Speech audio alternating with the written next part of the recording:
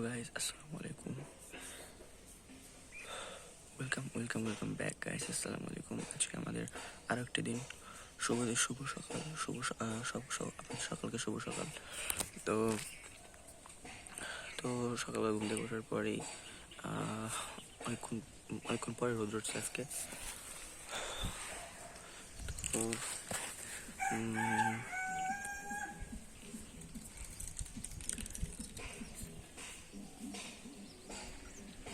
আমি এখন রোদ্রে বসে আছি, কারণ ভিটামিন ডি পূরণ করার জন্য। তো তখন ওয়েলকাম ব্যাক গাইস। আসসালামু আলাইকুম। এখন বাজে প্রায় কত 12টা বাজে প্রায়। তো রোদ্রের নিচে এসে বসছি, ভাবলাম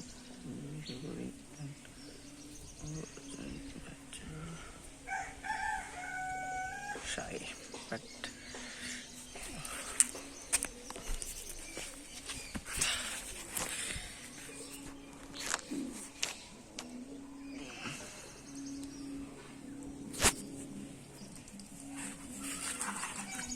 অনেক রৌদ্র, তারপরেও সমস্যা নাই।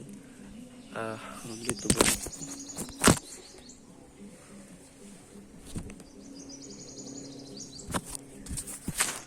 guys, this is আমি দেখতে পাচ্ছি না, মানে যাই হোক। তো এখন একটু সান নিতেছি, রোদ্রের নিচে বসছি। অ্যান্ড নিচে বসছি। একটু পরে গোসল করবো। আধা ঘন্টার পরে 12টার সময় গোসল করবো। অ্যান্ড তারপরে খাওয়া দাওয়া করে রেস্ট নিব। তারপরে আসান দিবে। কি বলতেছে তাই না, যাই হোক।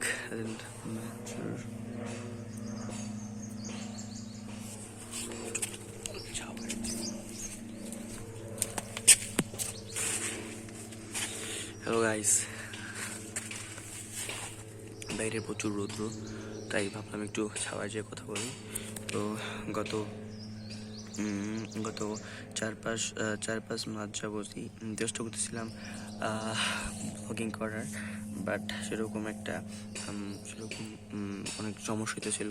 পরীক্ষা ছিল, সামনে পরীক্ষা আছে, ওই টেনশন, আবার আরও প্রেশার আছে।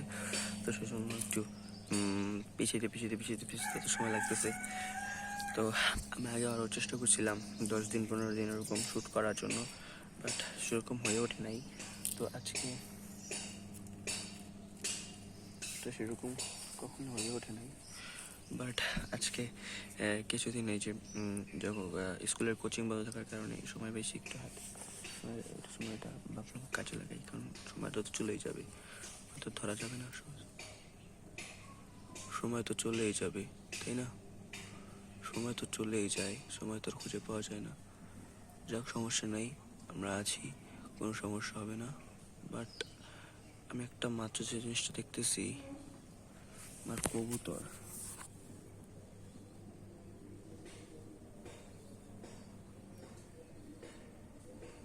একেবারে আমার সামনে।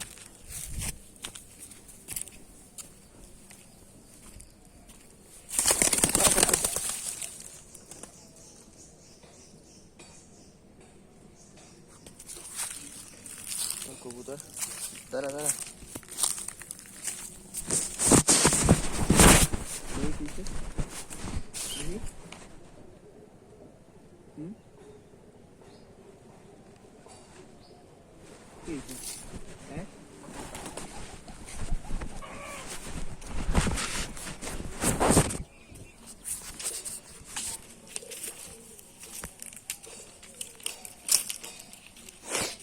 আমার কবুতর ছিল।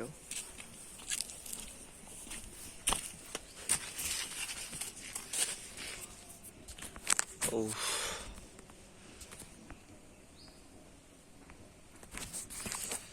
তো আমার কবুতর ছিল, ওর পা বান্ধা, আমি মনে হয় কেউ ধরছিল, বাইনে রাখছিল, মনে হয় চলে আসছিল।